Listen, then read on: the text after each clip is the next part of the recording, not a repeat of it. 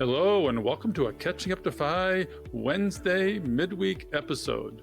We do a lot of feed swaps, but we find that there's different twists on stories.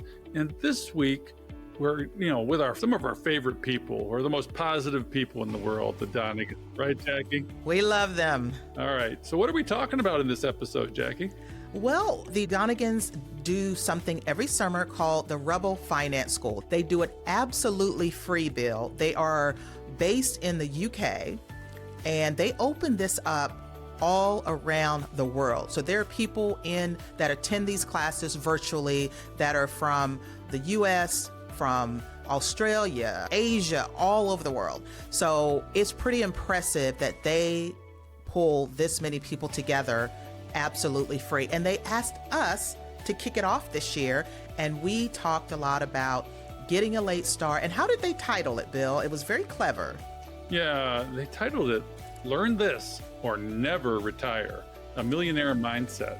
And we kicked off the show for them because mindset is critical, and they have a lot of late starters in their audience, really. And they wanted to make sure that people thought it was possible and get inspired for the content that is more tactical on the how to become a millionaire. Yeah, and once you listen to this, the live version of the classes may be over. I think it's like 10 weeks, but they record everything, and you can go to their YouTube channel and you can go back and get through all the lessons. They get some amazing guests, not just us, but some wonderful thought leaders, educators, some really big names to help them put these classes on. So we can't brag about them enough. So we want to encourage you to go through their class. They're all recorded. They're all on YouTube. We will drop all the information in the show notes, but you are going to love this. Yeah, we've had a couple of shows with them already. Go back and listen to their episodes on our show. And you can find them at Rebel Donegans. That's REBELDONEGANS. They're all over the map. You'll find them. And we hope you're as excited about this show as we are. Yeah, and class is in session.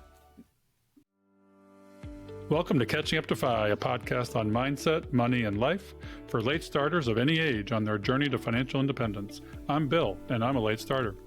I'm Jackie, and I'm also a late starter, and we're your host. We're here to help you on your journey to financial independence, no matter where you're starting.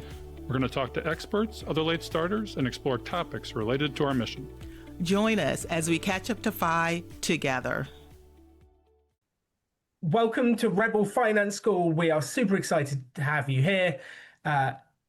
If you've ever thought, it's too late for me, like, am I too old to be able to do this? I've only just found out about this.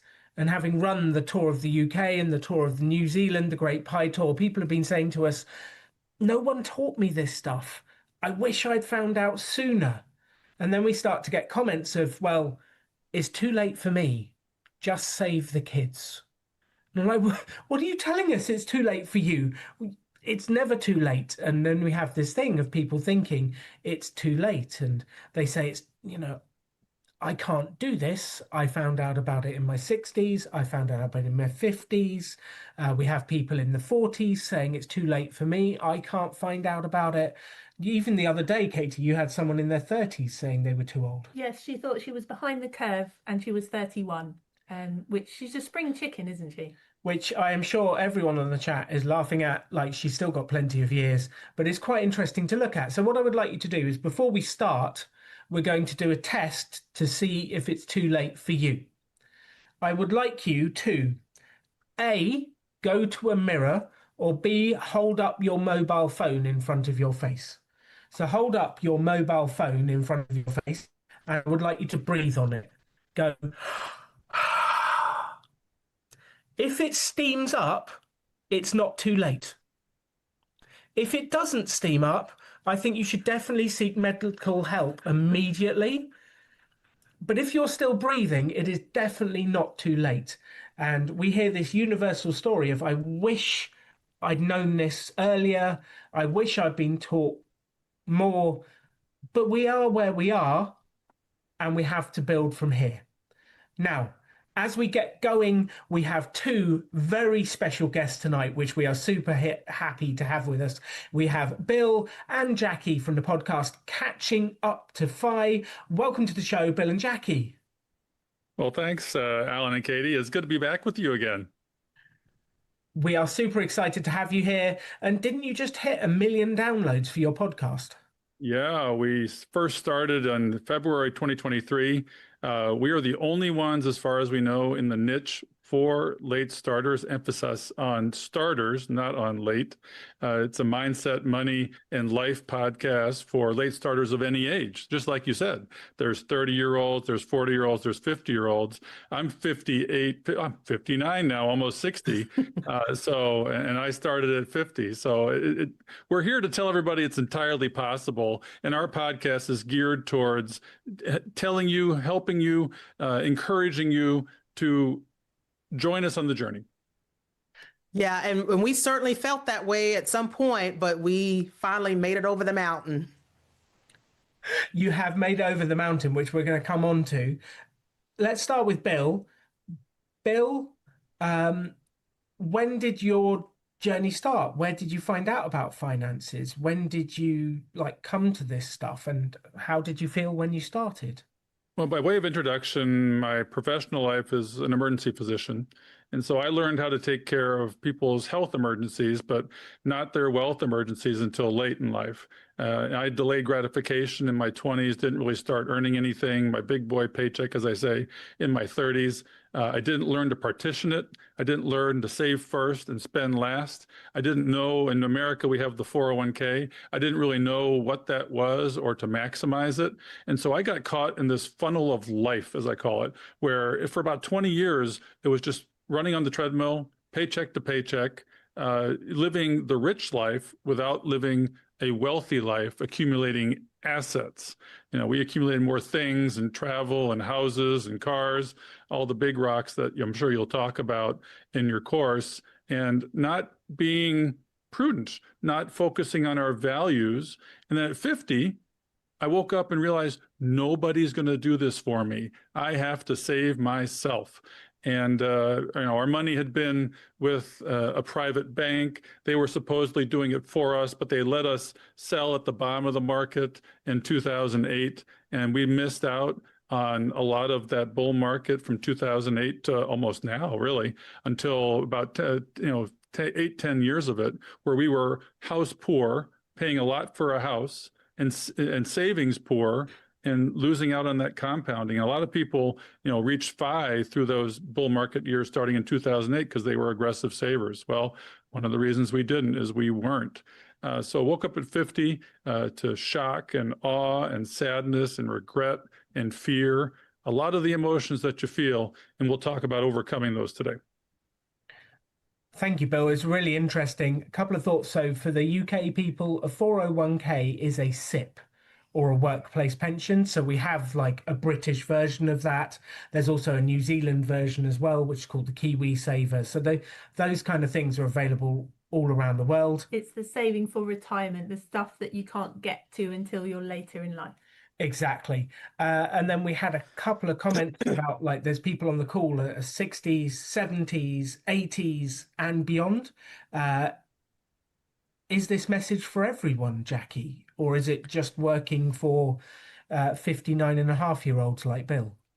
No, I think it is for everyone, because there is a point that you get in your life, perhaps the 70s and 80s, where you start thinking about legacy.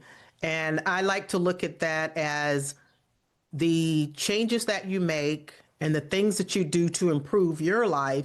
It has a compounding effect for the younger people in your life, whether it's your kids, your grandkids, your nieces, your nephews, or just someone younger in the community.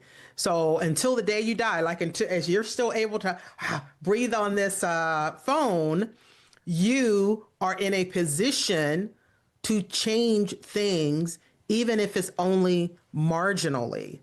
And when for the older people that I'm around, I seem to have a lot of them that are so sharp in their mind that I'm still learning from. And I would hope that they would not stop sharing that and pouring into other people and not keep it to themselves. So it's never too late. If you can improve your life by this much, if you can improve your satisfaction by this much, or touch someone else by this much, isn't it worth it? I mean, I'm hoping that I will have that little extra motivation until the day that I die. So it's never too late. And I'm looking forward to the days where even if I'm older, I can't move as fast as I used to, I don't talk as fast as I used to, that I'm still making a difference. So yeah, it certainly does matter. So for the 70 and 80-year-old, look, you learn some new technology, you got on Zoom, you are doing something that wasn't there your whole life. You're learning something new and you're sharing some of the new stuff that you're learning. And then I'd like to add too that it's more about financial wellness. People talk about financial independence, but you make these steps and you build security, you build financial power, you build financial resilience. You may not get to full financial independence on your own right without Social Security or a backstop, which we can't forget about, but you will sleep better at night knowing that you've got financial reserves, your emergency fund, and taking it through the steps to financial wellness, which is just like taking care of your health. Yeah, absolutely. You'll be surprised how those small changes make such a big difference to, like you said, Bill, your well-being, your confidence. Just knowing and understanding these things has a really big impact on people's lives, and we've seen that time and again. So, question for Bill: when you said the word woke up, when you woke up to finances, how did that feel? What happened? Run us through those different bits. Well, I woke up because they turned 50. A lot of people wake up, especially in our community, because of a financial or health shock. We have a lot of women in our group, about 75% women, because there is gray divorce and they're getting divorced in their 40s or 50s. And just like my mother was in her 50s when she got divorced. She had to work till she was 70, but the best gift she gave us was she became financially independent and has never been, reliant on our finances for her well-being. So she did it. And I didn't necessarily learn from that, unfortunately. I had to have my own journey, and it was turning 50. And so there was shock and awe and remorse, regret, and anger. I was like, why didn't somebody tell me this? It was so simple. Save first, spend last, max out your retirement plan. And if my sister, she just collect in her box, which is she's a professor at a university. And when she started, she had a high risk tolerance, and she just collect aggressive risk for whatever portfolio they allowed. And she didn't look at her portfolio for 20 years. She woke up and realized, oh my goodness, I'm financially independent. So you can, if you just tell somebody something simple as that, check that box and max out the accounts. You don't have to look at it. And honestly, you shouldn't look at it, because the best portfolios that, when there was a study done at Fidelity, were the ones that had done the best were the people that were dead and hadn't looked at it or messed with it. Yeah, it's quite interesting, isn't it? The investing strategy of just putting your money in and leaving it. So how did you get over the regret, the anger, and the remorse, Bill, and move to action, taking control of your finances? Did it take long? Did you just think, oh, I'm just going to do this? Like, what changed for you, and what can other people learn from that? Well, for me, I had a little trouble because I'm a type A physician. And for me to do it, I had to kind of like become a financial advisor to myself. It's not that complicated. And I started it out really complicated. You can read 1, 2, or 3 books, listen to a few podcasts, go through your course, and you will have the knowledge you need to get started. And so I had to take my money out of the private bank. I put it into our Vanguard, and I took control of it, and empowered myself to learn and I started out complex with like 10 different, as you'll talk about, investment classes. And I boiled that back down to 2 or 3. It's really not complex. Keep it simple. And that's what took me a while to learn. I was in analysis paralysis, but I educated myself, which is critical. I asked for help from people that knew better. I joined communities like this one that your audience is doing to sort of get the support I needed and get my questions asked and answered. I think those were some of the critical things I did. And once I was educated, it was a matter of clicking the button. And it can be really hard to drop money into things and make your first investment, to have that, knowledge and power to say, okay, I can do this. Clicking the button, you just got to get to that point. Once you click it, you just keep clicking it, you learn, and you're going to make mistakes. I did. And you can recover from them. It's a progressive, recurrent process. You don't have to be right. As Jackie says, what is it, Jackie, that you say? Perfection. Precision is not required. Precision is not required. And perfection is the enemy of enough or good enough. Yeah. Yeah. I love those phrases. Those such good mantras to remind ourselves. Precision is not required. Just kind of get on with it. Don't aim for perfection. And I just wanted to jump in and say as well that Bill and Jackie might be mentioning terms that you're not really familiar with, like 401ks and SIPs and how to invest and things like this. That's the whole purpose of the course that you signed up to as well. And we're going to go through all of that. The purpose of today was to kind of encourage you and help you understand that anyone, any age can get going. So if there's terms that you don't understand, don't worry, stick with it. This is a process we're going to take you through, and we've got you. Exactly. And there will come a stage where you go, what is a SIP? And we go, self-invested personal pension. Here's how to open it. And that stage is week 8 of the course, because we have to tackle debt and compounding and investment and asset classes and all of the words that Bill has used during that opening piece. We need to break them all down and help you understand all those elements. But to keep it simple, you asked what I do, and I didn't know what a net worth was. And the first thing I do is figure out, where do I stand? How much debt do I have?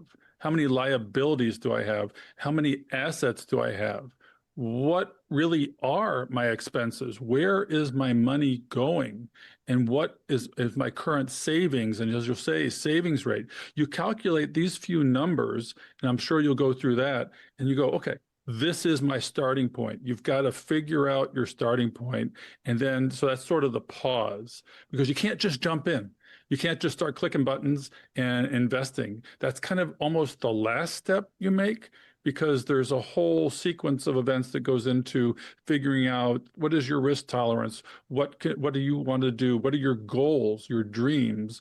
And then you figure out how to work the numbers. The math comes second, is what I'm trying to say. Yeah, go on. Yeah, well, I was about to say, I think as a natural response, most people, when they wake up, they immediately want to do something. And they might have questions that's probably 4 steps down the road, like, oh, is this a good allocation to have? Or, just immediately wanting to do something that is hitting it out of the park right away. And so the hard part is just to, like Bill always says, to pause and take a moment to look at where you're at, because that is going to help you to be more efficient and more strategic about, okay, I found my gaps and the things that I'm not doing right. That's what I'm going to go after, versus let's throw everything on the wall and see what sticks. But it is hard and unnatural to just take a moment to breathe and to kind of say, let me see where I'm at. Things may not be as bad as I think, or things may be worse than I think, but I just need to digest all of that so I can try to emerge with some type of plan or ideas on what's going to be the most effective, or where am I going to get the most bang for my buck. What I had done was stick my head in the sand. That's the traditional response to finance, is it's too complicated. I can't do this. Other people do this. I don't do this for myself. I'm not a DIYer. Well, you don't have to be a DIYer, but you do have to learn the language, because finance is a universal language, whether it is English in the world or whatever language, we all have to speak finance. And that's what we're doing here, learning the words in order to make use of the language. And taking your head out of the sand can be really hard. You have to give yourself grace. You have to forgive yourself, because you can't move forward until you release the past. Absolutely, I agree. And I love what you're talking about. You're sort of talking about a before shot, aren't you? Whenever you have any big transformation, whether that's with your body, with your finances, with your health, with anything, it's really cool to have that before shot. Where is my money actually going? How much do I actually have? Right. But then as you see that transformation, and over the weeks, months, years ahead, you can look back and be like, wow, look at my aftershock. I have made such a big change. And that's why, however painful it might be to step on those proverbial scales, it's such an important first step to understand where you are now. And learning a new language does not happen in one day. You may be going, what are all these words? You're not fluent in finance yet, but by the end of the 2 week course, you will be staring 10 week course, 2 weeks, 10 week They'll course. be lucky to get away 2 weeks. You'll be staring at other people and going, yes, I know exactly what my SIP is invested. I know what an index fund is. And you'll be speaking an entirely new language, which is very exciting because then you can have really good conversations about where you're going with your finances. Now, Jackie, you have an incredible complexion. You look like you're 25 years old. But where did you start and how did you go on this journey? And you had this thing of like, what makes you think you're different and you could do anything with finances? Well, thank you. And you know how to make a lady smile, so I appreciate that. So for me, for my story, it's a little bit different than Dr. Bill there, which is why we work so well together on Catching Up to FI, because it basically says, no matter where you started, there's always room for improvement.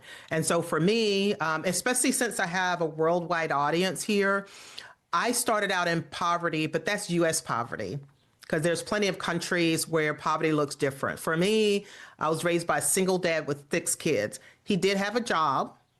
We had food on the table every night, but we were on a government assistant program at school where we got free lunch every day because we fell into what was considered U.S. poverty line. And so that's how I started out. So money was always short, and for me, what it represented for me was money was always the obstacle, the thing that was in the way where we couldn't do stuff. Like we never went camping or to summer camp. Why? Because we didn't have the money. We didn't go to theme parks. We didn't go to Disney World because we didn't have the money. So money kind of became the enemy and a very negative thing. And that's how I saw money. So throughout most of my life, I'm thinking, how do I make sure I'm never in poverty again? So my big aspiration was to be middle class. And so I did manage to go to college after school because that was, to me, one of the most straight lines to making more money. And I ended up getting married right after college. I had a daughter, so I became a mom. And after being married about 12 years, I ended up getting a divorce. And my big wake-up call, like Bill was saying, oftentimes there are wake-up calls that can almost feel like the pit of our lives at that moment. But it can often be the pivot point where you decided you needed to do something different. And for me, the financial anchor started at that point. That was the cause of me realizing I needed to do something with my money. So both my husband and I, we made about the same salary. We were around the same age. We got a similar company match to our retirement plan. And at that point, I'm in my mid 30s and I had $20,000 in my retirement account. And he had $120,000. So he had $100,000 more than I did. Crazy. And it was already a draining, exhausting time where you beat yourself up. You're trying to figure things out, a lot of stress and anxiety. And on top of that, how on earth did this gap happen between what we were saving? And it took about 2 years for me to finally wake up to where I was ready to do something different because I never wanted to feel that financially ignorant again. So that's when I asked myself, which is a hard question to ask ourselves, especially if you have a family, you've got kids, your whole life is around that nucleus family. So now that's different. So now I'm asking the question, what does Jackie like to do? What do I want to do? And I wanted to learn about investing. As hard as it was, I think in my head, I knew that that had a lot to do with this huge disparity in my 401k and my husband's 401k. So I joined an investment club and I was started to do a lot of things different, and it became very curious. And in doing that, I would say I was around 38 where I started maxing out my retirement accounts. In the US, you have an employer-sponsored plan. Then you can do something called an individual retirement plan that has nothing to do with work.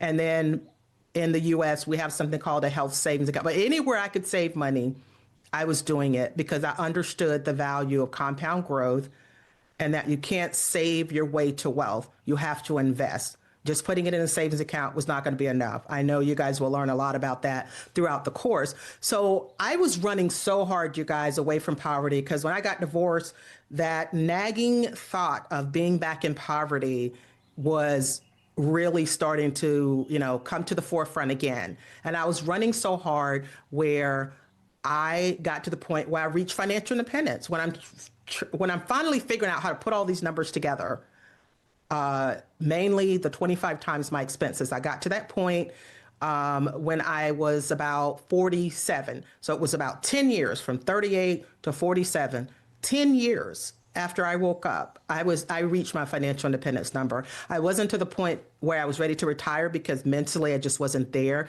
What was I going to do? What was my life going to be like? And so I worked 2 more years before I retired, but I retired at 49 with more than 25 times my expenses. I had a good cushion and I felt pretty good about it, but I would have never imagined, poor girl growing up in the South in the US, getting to not just middle class, but really by our standards, if you have $1 million net worth, you're at least in the top 10% in the US. So I think whenever you start to convince yourself that I can do this, it's time for me to do something different, you're going to be moving way faster than you ever thought. And that's what I learned. And even after trying to, I love spreadsheets, a lot of us do in the FIRE movement, but I had a color-coded spreadsheet 5 years before I retired. Here are my projections. And then after I retired, a couple years later, that's when I realized I didn't have to be such a stickler. I didn't have to be so precise. So precision was not required. I made a lot of mistakes along the way, but with every mistake, I learned something. So that was kind of, my journey, and just so many lessons in there. And perfect is not one of the big lessons. Well, you have to share your numbers, Jackie, because you're very transparent. And if I can toot your horn, Jackie never made over 5 figures in her career. And she retired with a double comma club over $1 million. So you have to understand it is entirely possible on a lower to middle class income to do this. I'm a high income professional. That's more money, more problems, really. I'm still working. I've got on this generally 10 to 15 year journey, I've got about 3 more years before I reach a little bit more than a standard FI number because of our problem with higher expenses as a dual physician family. But what you need to understand, as you'll talk about in the courses, I went from a 8% savings rate. I was a single digit saver. And I didn't start from zero, but I didn't really know where I was starting. And overnight, once we learned to plug the leaks in our finances, as you'll learn to sort of, where did all my money go? You'll track it and you realize, I don't need to do all this. We went to 30 to 40% savers within a year, and our lifestyle really didn't change. And I was like, what the heck? Where was all this money going? And yeah, we became empty nesters, which is kind of a superpower for late starters. We were at our high income, peak income years, which is another superpower for late starters. But it was amazing how fast I got on the journey too. And there's articles that you'll hear about from Mr. Money Mustache about the shockingly simple math behind early retirement. The journey is the same for everybody, whether it's early retirement or on-time retirement or midlife retirement. You can't, unless you increase your savings rate astronomically, that's one of your levers. That's one of your superpowers. But for us, it was important to lead a balanced life. We didn't want to frugal down to a 60, 70, 80% savings rate by like some of the early savers would do in the FIRE movement, because we didn't want to lose out on life and the experiences. So our sweet spot was around 40%. Living on one income, for example, if you're a dual income family. These are the rules of thumb that you can use. And if you can do that, you're in that 10 to 15 year journey. So question for you both, because a couple of people asked, and it's really interesting. What is compounding? And does compounding work at any age? Or is there a point where compounding doesn't work? Well, Jackie's the CFP. She's the financial advisor. So I'll turn that one to her. Yeah, it's a CFP, Certified Financial Planner. I think that's offered in other countries as well. But I got that credential after I reached my financial independence number and retired. So it wasn't the reason why I was able to retire. So compound growth is basically the increase of your money on top of your money. So it's probably better done as an example. Okay. If you have $100, okay, and it grows by 10%. Now you have $110, right? So now the 10% growth is based on the $110 and it just keeps going and going and going. Now, rule of thumb that helps make this so easy is roughly if you're invested in the stock market, your money is growing. It's something called the rule of 72. And at about every 7 years, your money doubles. And so if you've got $10,000 today, in about 7 or 8 years, you'll have $20,000. And it just keeps growing. It's your money on top of your money. And the beauty of it, it just naturally will work based on what you're invested in. So that's what compound growth is. What was the second question? Does it work? Well, I have an example. I have an example there for you too, which makes it really easy to see. You can ask your audience, do you want $1 million today? Or do you want the sum of starting with a penny today, doubling every day for 30 days? Which would you want? The penny that doubles for 30 days or $1 million? A lot of people pick the million, that money today. If you get 100% return on a penny every day for 30 days, you're going to end up with about $5 million. And you want to pick the penny compounding over the $1 million today. So compounding is a powerful tool. It really hits home towards the exponential growth in the later years of compounding. You may not get as much of it as a late starter because you're in a 10 to 15 year runway. And if you're starting at 45, you're not going to see the compounding that a 25-year-old would see. There's the other example of if you start saving at 20 and save, say, $500 a month for 10 years, and then the other person starts at 30 and saves $500 a month until they're 60, who's going to have more money at the end of the day? Well, the person that started saving in their 20s and saved only for 10 years will end up with more money. So we don't have that powerful tool as much. But remember, you're going to live to 80 or 90 years old potentially. So when you start at 45 or 50, you have that 40-year runway. So that's why you never give up. And you always start today because you will have compounding as in that 10 to 20 years. And if you're prudent with your spending rate, you'll see it grow. And I can't tell you how important that is, but you have to look at the long view. I mean, Alan and Katie will talk to you about it's the long. You've got to look at the long term as an investor, not the short term. Absolutely. Right? Because what happens? Yeah, I'm sorry. What happens in a year is not going to matter much. And not even just yourself, but if you have kids, grandkids, or somebody younger, like I just found out I'm going to be a grandmother. So as soon as my granddaughter is born, give me her social security number so I can start a 529 or other investment accounts for her, because I know she is going to have a long time for that money to grow. So I'm not just thinking about me. I'm thinking about how can I provide seed money for other younger people in my life. And I have 11 nieces and nephews where I've done something similar for.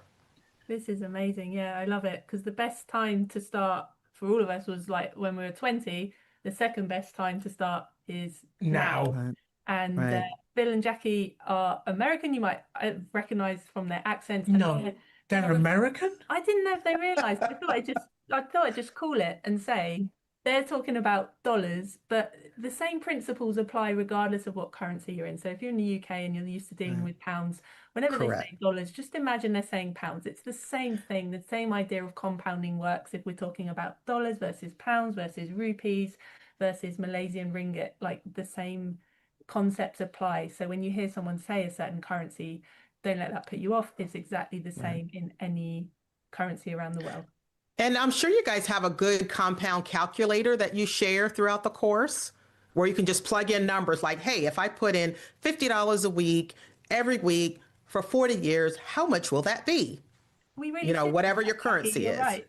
We really should have that. So that will be on the website within not the hour. And I do have a good one for you. And a lot of the calculators, if they're thinking globally, they should allow you to adjust the currency in which you want to see the results. Yeah. And it's the same. If you found one that was dollars, just imagine there's a pound sign in the front. It's the same idea. Right. You don't have to convert it to different currencies. Just imagine that's Right. your currency. I do want to say, Jackie, Melanie left a lovely comment for you. She said, your story's amazing. Thank you for sharing.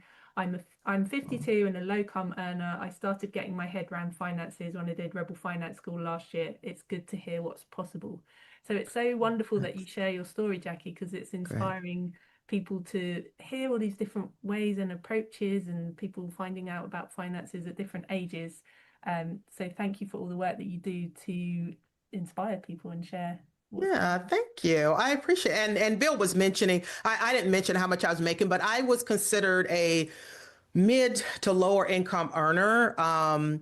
In the US, the magic number would be breaking six figures, making over $100,000. Well, I never made over $100,000. I was making between $60,000 and $90,000 a year, as a single mom. And I wasn't trying to climb the corporate ladder to try to make more and more money.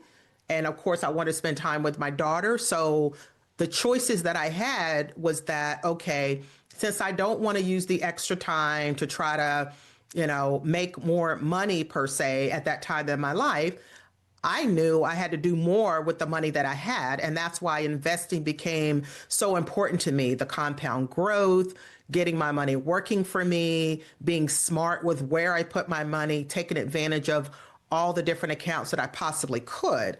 So I was able to get to $1 million when I know that there was plenty of people around me that made more than me that was still living paycheck to paycheck. So it really does matter what you do with the money that you have.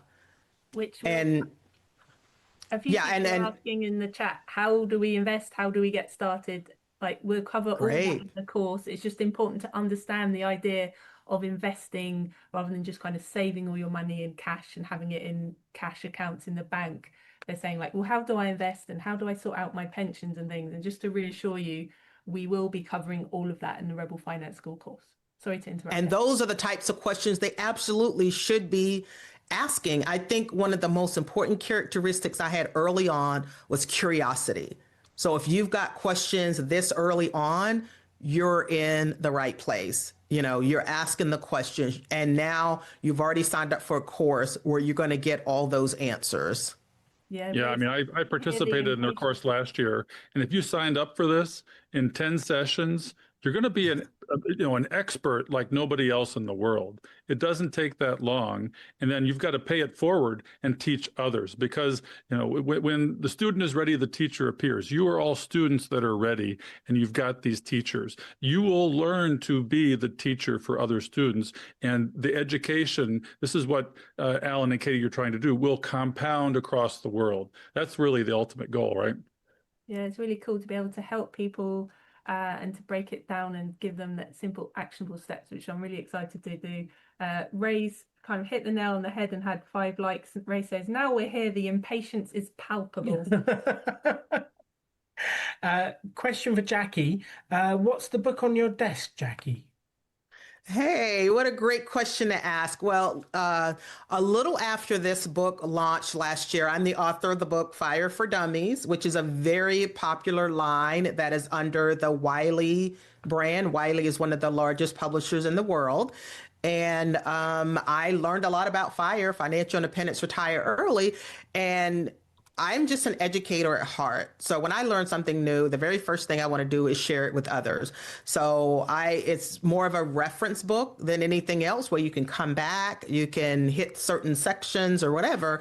But it's been a year since it's been out, a year as of May, as of this month.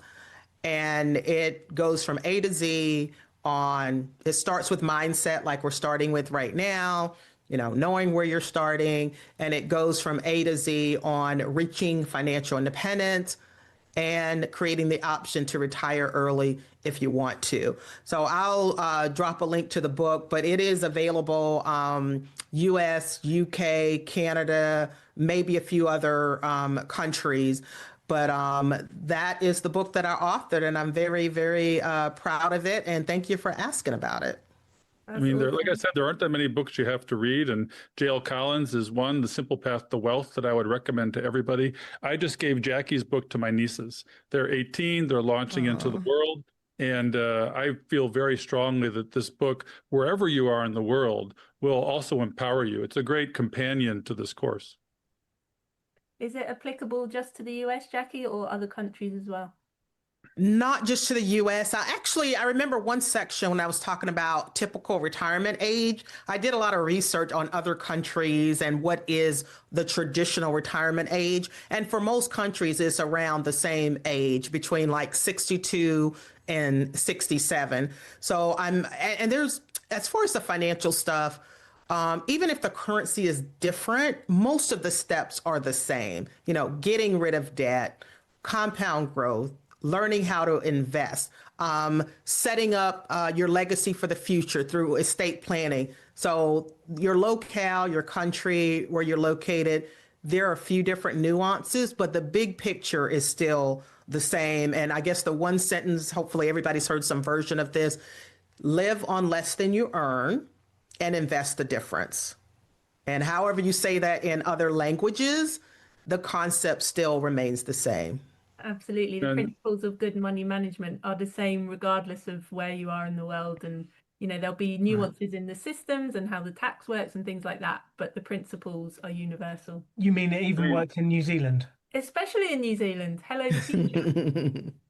Yeah, hello, Ruth out there, a friend of mine down in New Zealand. And the other number you want to remember, once you calculate your monthly expenses, is multiply them by 25, and that's your FI number. That's your goal. That's you're shooting for that. There's a few simple rules in the FI space, because you're going to learn about something called the 4% rule, where if you pull 4% of your portfolio every year, you're never going to run out of money. Now, people are fearful. I'm going to end up under a bridge eating dog food. No, calculate your FI number after you calculate where you are, and take the principles that Katie and Alan are going to give you and apply them, and then you will mathematically reach your goal. And you know, it's an example is helpful, so I'm gonna just throw this out there. So 25 times your annual expenses. So if you spend 50,000 a year, you multiply that times 25, and you get 1 million. So it's just that simple. And I think one thing that drew me to the FI community was the simplicity of it all. What is financial independence? Financially, it would be when you get to the point where you're 25 times your expenses. However, broadly, it's where you no longer have to depend on a paycheck from a job in order to live. You've created enough of a nest egg where you can pull off that nest egg to be able to pay your bills and all of your expenses. So that was critical for me before I retired, because people will ask the number. How do I know when I can retire? Normally they'll say, well, the job tells me I can retire at this time, or Social Security tells me I can retire at this time, or society says this, and that. But you have to look at yourself and say, at what point do I no longer have to depend on this job for money? Because I've created a nest egg, and that is a powerful place to be. It doesn't even mean that you have to retire. It just means that if you need to walk away, or if you get laid off of your job, or you get fired. In the US right now, there's a lot of federal government workers where working for the government has been considered one of the most secure jobs you can ever have. And that's changed this year, where a lot of federal government workers were let go, they were fired, maybe they were given severance, maybe not.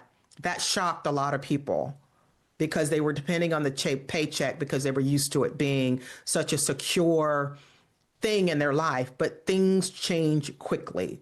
And to get to that financial independence place to where you no longer have to depend on that job to get your paycheck, it's a powerful number to know, and when you reach it or how long it's going to take you to get there. And everybody's retirement looks different because personal finance is personal. You'll hear it over and over and over again. There's different forms of financial independence. You can reach something called ChooseFI, where if you get to a number that by 65, if you just allow that to compound, you'll be able to retire. You're at ChooseFI, and you could potentially stop saving and putting into your retirement. There's, LeanFi, where it's 20 times your expenses. There's FatFi, where it's 30 times your expenses. Everybody's number looks different. For me, I may work 1, 2, 3, 4 shifts a month for the structure. And if you earn $40,000 in a year, you just created $1 million portfolio. So you can still work. We're all going to work. It's not just about stopping. There's the hard sides of retirement and then the soft sides. We all are driven to work. What are you going to do after you reach that number? You don't want to end up depressed, sitting on the couch, watching Netflix. It's not about that, but it is about living your best life. And look at Jackie. She turned into a certified financial planner, and she went from a corporate job to passionate about education across the U.S. and across the world. And then she joined me on this podcast, and we have a worldwide audience. This is part of my retirement plan too. I'm not going to retire on it. It doesn't earn the money to do so, but we cover our costs. That's wonderful. You absolutely need something to do that's fulfilling and gets you out the house in quote unquote retirement. There's a couple of YouTube comments I love to read out. One from Debo says, Jackie and Bill are the reason I took Rebel Finance School seriously when I did it last year. Seeing people who got late starts and that are not 20 was very inspiring. Although I agree that Jackie looks 20 because her complexion is amazing. Well, you told us before the call, guys, that 64% of your audience is over 45. Correct. So you guys are among your people. Make some friends, join the journey together. Consider, if you're over 45, if you like, joining us in the Catching Up to 5 Facebook group. We have over 17,000 people that share ideas and get information from the experts out there, like J.L. Collins, who's in the group, like Bill Bengen, who's the father of the 4% rule. So we mix it up with experts that will answer your questions, and it's okay to be a newbie. And just so everyone knows, I'm 46, so I just about make it into our bracket now. I'm definitely not 20, and I definitely don't have Jackie's amazing complexion. I do want to, Josie is watching on YouTube, and Josie says 60 today. And is Josie too late to start? That was the question. No, absolutely not. I mean, hopefully Josie has a secure job. It depends on where she starts. But like we talked about, it can be a 10-year runway. I'll give them the example of my mom. She was earning $50,000, $60,000 as a nurse, and she went from 55 to FI at 70. And she's now 87, and she's been financially independent for 17 years. So absolutely, Josie, kudos to you for waking up and being here. You are a bright light in this space, and you're going to lead other 60-year-olds forward with you. And I think yes, kudos.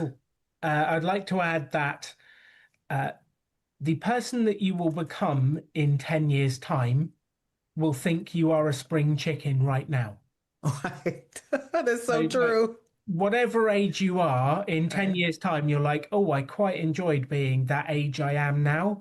Like, things ached a little bit less. I moved a little bit faster. Things worked a little bit better. I had a few less sleep injuries. I don't know if anyone else has experienced this, but after 40, I started getting sleep injuries. I was like waking up hurting, and I'm like, how did that happen? But the person that you will be in 10 years will think you're young now. Right. And the other second piece of that is time is going to pass no matter what you do. Right. So important. Would you like to get on top of your finances, or would you just like to let time pass and you'll be 10 years older in 10 years time and you won't have done anything about it? So well, that's why you can't just focus on the number. I mean, there's Peter Attia that talks about health span. And you have to concomitantly with working on your numbers and your finances, maintain or work on your health, because there can be a big gap between you get to your number, but you can't do anything that you plan to do if you haven't taken care of your body, as you say, Alan. Yes, and I definitely need to take better care of my body other than eating M&S biscuits in the UK, which I've been very enjoying recently.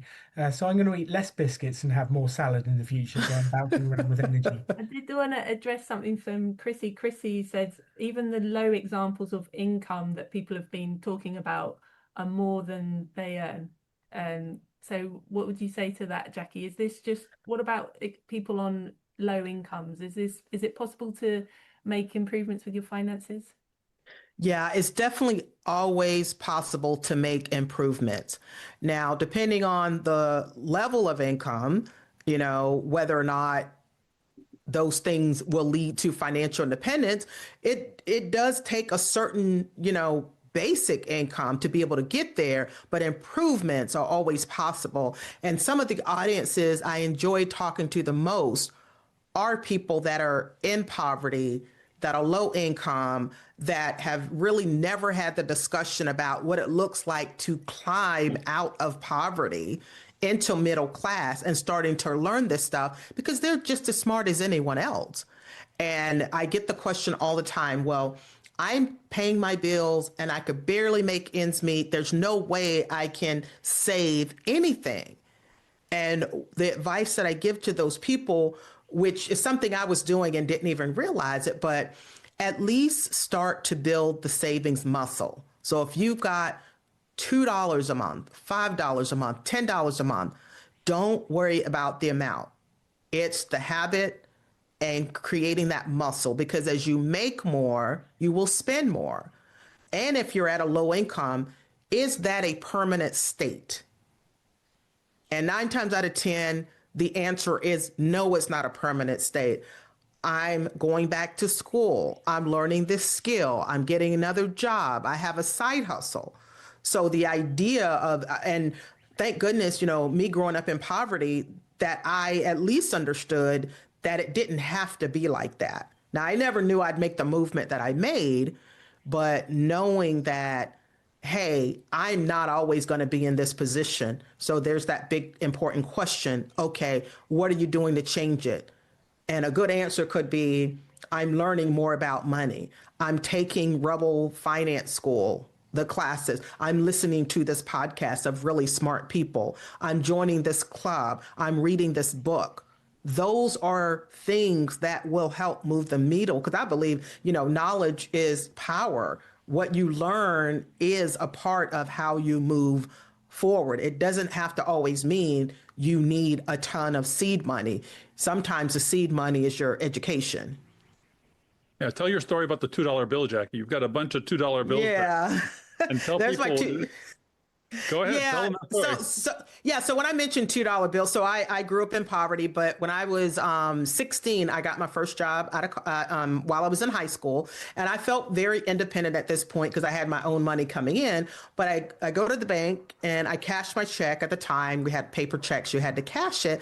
And the teller gave me back a $2 bill. And I got that $2 bill and I thought it was special. So I held on to that $2 bill. And every time after that, I would cash my check, I would ask if they have a $2 bill and I would hold on to it. So that was sort of my little stash. And I continued to do this. I was building this habit, right? I continued to do it all through college. I was a poor college kid, but I was still saving those $2 bills. When I became an adult, I still saved them. And when my daughter, I think she was like 9 or 10 years old, she's like, Mom, how many $2 bills do you have? And I said, I don't know. Let's count them. And out of all these years where I'm collecting all these $2 bills, as I made more, I was getting more $2 bills. By the time I counted them, I had 1,800 $2 bills, which was $3,600. And I realized that even when I thought I had nothing to save, poor kid in high school, poor college kid, I was saving those $2 bills. And it did help me become more comfortable and help saving become more natural and automatic, like I would have never imagined. So now when I do financial literacy workshops, financial education trainings and things like that, I give away $2 bills, especially like if you're a high school or college student. If I ask a question and you got a great answer, you get a $2 bill. If you ask a good question, you get a $2 bill. So this happens to be one that I ordered from the Department of Treasury in the US, and it is a sheet of 32 $2 bills and uncut sheet. So I framed it. And that reminds me that no matter how small it is, always save something, if only to build the muscle, to get more comfortable with it, and to create the habit.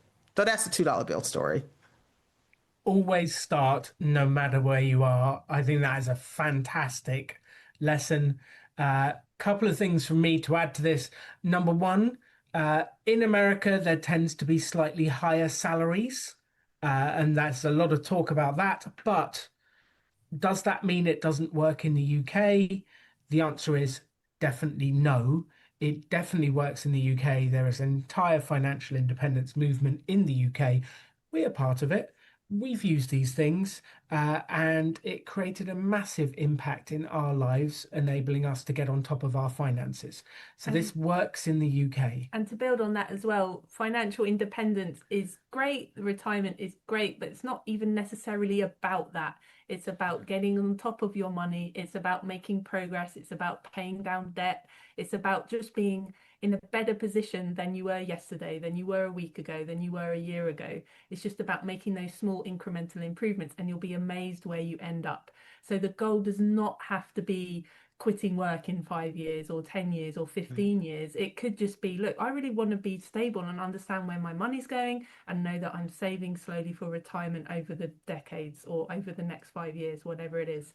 So it doesn't have to be this big grand goal of getting to full financial independence. The second bit I'd love to add is one of the concepts Katie and I talk about all the time is creating a gap between your income and your expenditure. And it's all about the size of the gap. And you can do that in two ways. Number one is reducing your expenditure, spending less, canceling Netflix, buying one Greg's less each week, whatever it is, or increasing your income. Spending less has a flaw. There is a certain amount where you go, I can't spend anywhere less because I need rice and beans to eat. I need to sleep somewhere. Like, there are certain costs you can't get rid of.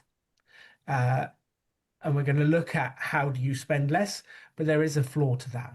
And the other side is increasing your income. And the fascinating bit about increasing your income is there is no ceiling to how much you can earn. Now, lots of people will say, like, I earn what I earn. That's it. I can't improve my situation. But there are so many people that have.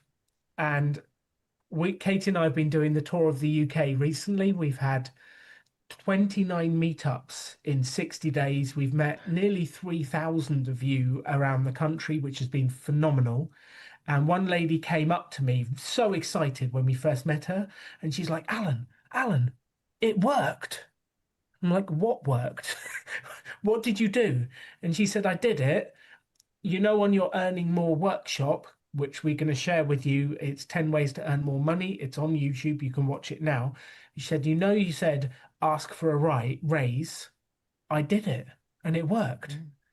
And then I waited 6 months and I did it again and it worked. And I've got 2 pay rises this year and I've increased my income. And she was just blown away. And I just wanted to say, if you don't think you can reduce your expenditure anymore, let's work together to figure out how you can increase your income as well. Because you've got plenty of ways to get ahead with this stuff. And that's what we really want to do with you. You gotta be careful with lifestyle creep. That's where I got lost, and I would when my income went up, I would spend it. Part of the thing there is to put it aside. You could maybe spend 10 or 20% more on raising your lifestyle, but a lot of it or most of it should go towards raising your wealth. Some people are saying, but I work for the government. There's no chance of asking for a pay rise. I mean, yeah, that may be true. There's all these little nuances, and I can say that the job that I was working, I was not good at asking for raises. I would get like 2 to 3% like cost of living raises, and I was not good at negotiating my salary. When I was close to leaving, I got better at it, but it was too late. So work with what you have. If you've got the good stable job, at the government, and there's no chance of an increase because of the system, then work outside of the system. Is there a side hustle? Is it like, for me, while I was still working my job, I decided I was interested in financial education. So I started doing workshops, I wrote a book. I just started doing things that I loved because work was less stress and I felt like there was not a lot of movement there. And so there will always be little nuances. So that's when your curiosity and creativity will come into play. Okay, I can't move this needle, but what other needles can I move? And I remember feeling that a lot when I was listening to a lot of the early FI people. A lot of what they were saying didn't apply to me because I had a different family makeup. I was a divorced single mom that came from poverty, and the people that were talking about FI were highly paid engineers that were, had no kids, two high income earners. And so there's certain things I couldn't do just like them. So I had to start figuring out, how do I make the adjustments for the way my life is right now? I love that, Jackie. I love the way that you're focused on what can I do, what can I learn from these people, rather than why it wouldn't work for you. I'm not a high earner. I don't have a partner that I have double income from, and all these things. And I think often it's sort of natural human nature to focus on those things, the things that might be stopping us. And I think that's a real lesson for all of us that you've done, us to focus on, okay, what can I do, and what tools do I have, what resources do I have? Yes. And that's kind of hard to do. It is really hard when all the messaging you're saying is negotiate your salary, do this, do that. It almost gets exhausting and you feel a little beat down. Like, I can't do that. So once you kind of step back. Katie and Alan are here to inspire you. They talk about, and they've been on our podcast a couple times, they talk about living an extraordinary life. And this is what it's really about. Money is a tool. And you'll learn how to use that tool. You'll learn how to save that tool. But don't forget to live an extraordinary life. And I don't know any more positive people in this world. And I always get charged up when I'm in the same room with Alan and Katie. You will get so charged up, you are going to make those changes. You will overcome those blocks, those mental blocks. Who's your worst enemy? Yourself. And you're going to learn how to beat yourself and get on this journey.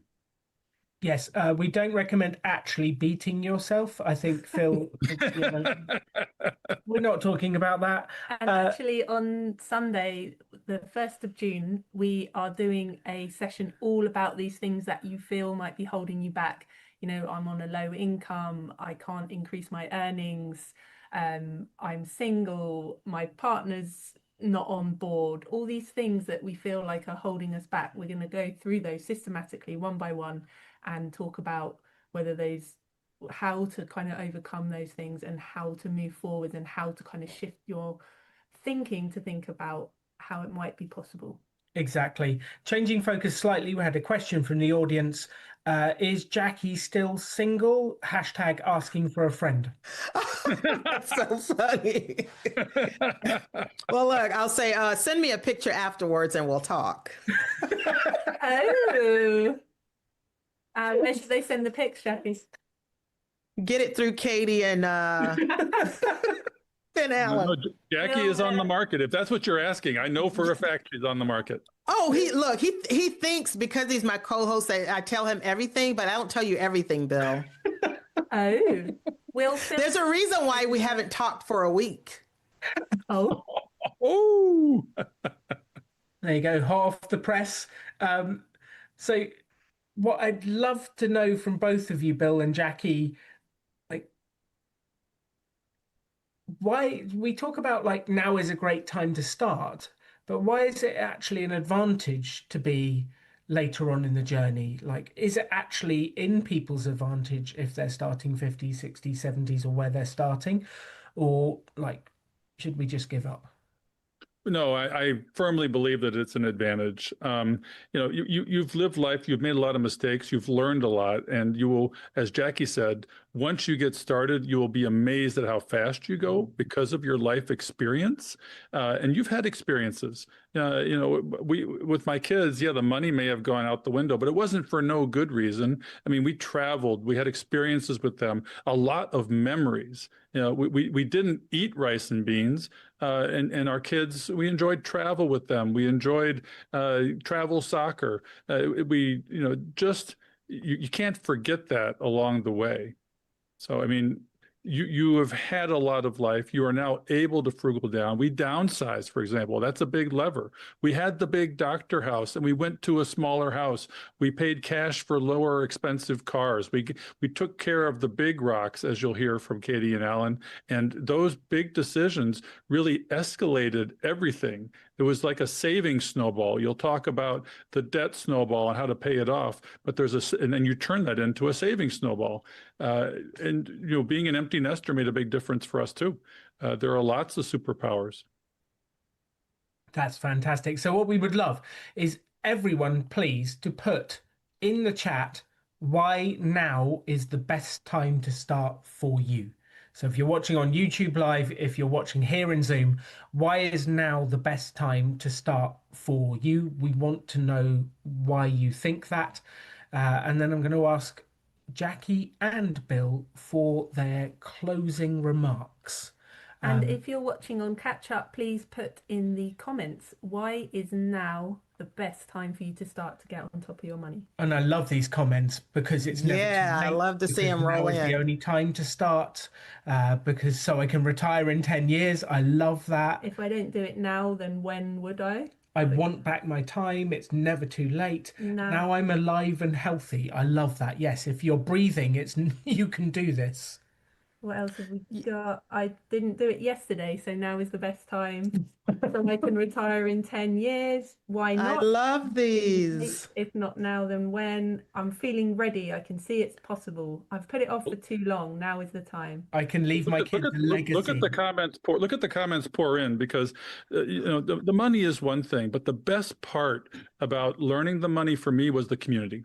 It was jumping into the people. I've met Alan and Katie in person. I've experienced that in-person energy. They're doing these meetups. You can create your own groups where you are. You can join Facebook groups. The journey is not a lone wolf or a solo journey. Now that you're on this, you're going to meet so many cool people, and that compounded exponentially for me. Heck, about 80% of my friends are in this community that I see occasionally at meetups, but that I live with online all the time. So take advantage of that. I would say in closing, get your money right, but enjoy the people you learn along the way. Yeah, and remember, a group is 2 or more. You don't need 20 people to show up. Every week, me and Bill have a party when we record our podcast. That's 2 people and a guest, and we have a party.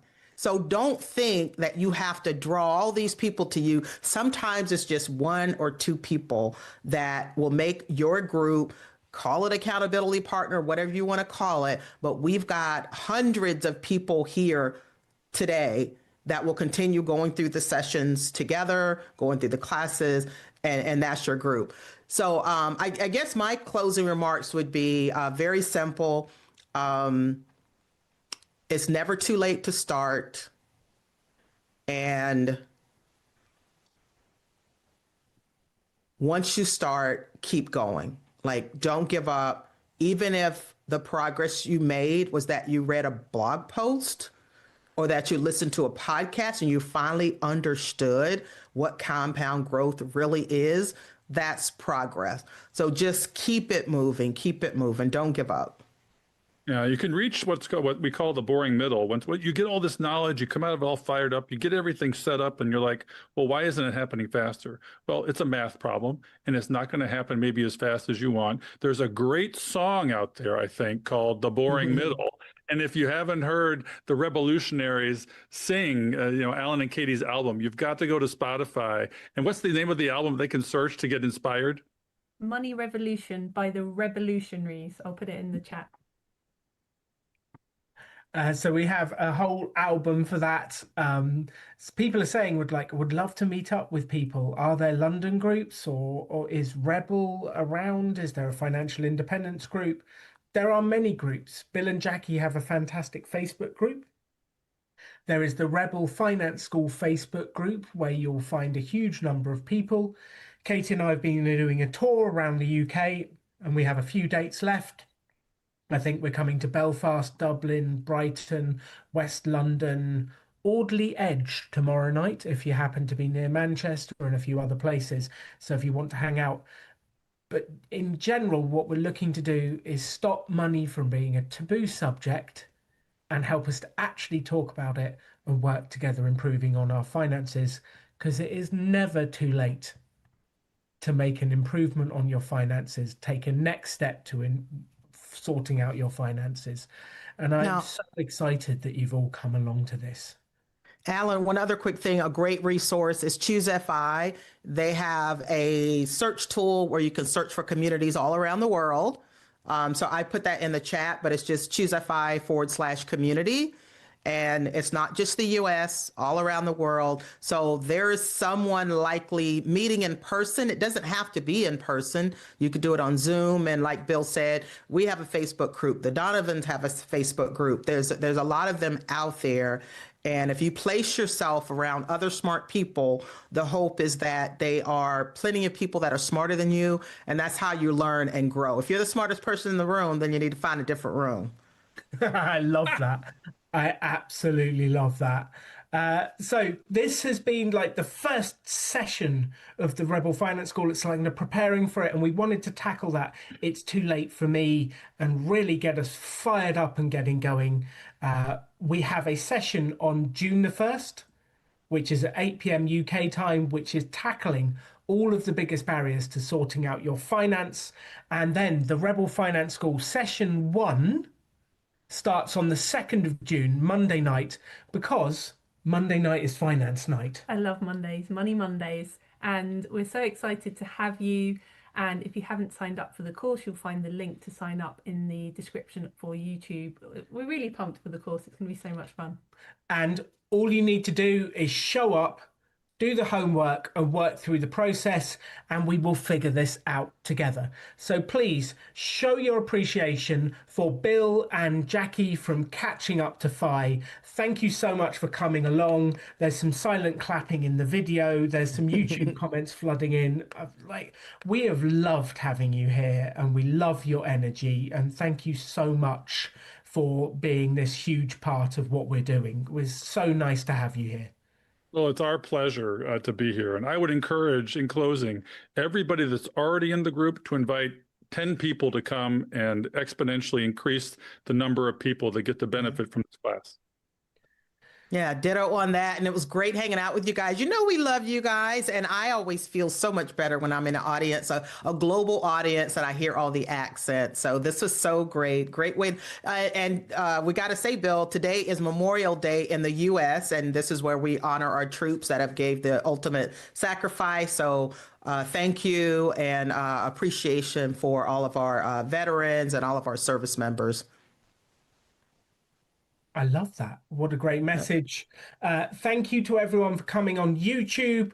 You are amazing. We love you, YouTubers. If you could hit subscribe and like, we would love that. And then you will get notified about every upcoming course session. And the like just makes Katie and I feel better. So, you know, if you want to do that, that would be lovely. It helps people to find the channel as well and to reach more people, which is what we're all about. Exactly. So, YouTubers, good night. Thank you for coming. You are wonderful.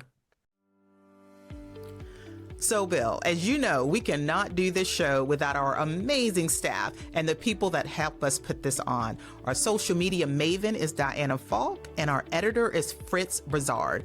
We love them, and they keep us going. Yeah, Jackie, I mean, this show wouldn't have the quality it has without our folks, our peeps. And we'd also like to give you a few calls to action for the show. We love our community, and we hope you love us back. If you would like to support the show and our mission to help late starters, you can do that at Buy Me a Coffee, which is a platform that allows you to make a donation. The link is in the show notes and on the website. Check out the show notes for resources mentioned in today's show. Also, head on over to our website at catchinguptofi.com and check out our vetted resources, partners, and affiliates for discounts and their services, because we love sharing great deals. Please share the show with others and head on over to our Facebook community to help us grow. If you prefer video, head on over to YouTube and watch the show there. We hope you've enjoyed this episode of Catching Up to Fi. We would appreciate it if you could also leave us a 5-star review to help our message reach others. And while we are financial educators that love to teach, remember that our content is for general education and information purposes only. We are not providing financial, legal, or tax advice. Always do your own research or consult a professional before making important decisions. So, Jackie, we'll see our audience next time on Catching Up to Fi. Cheers.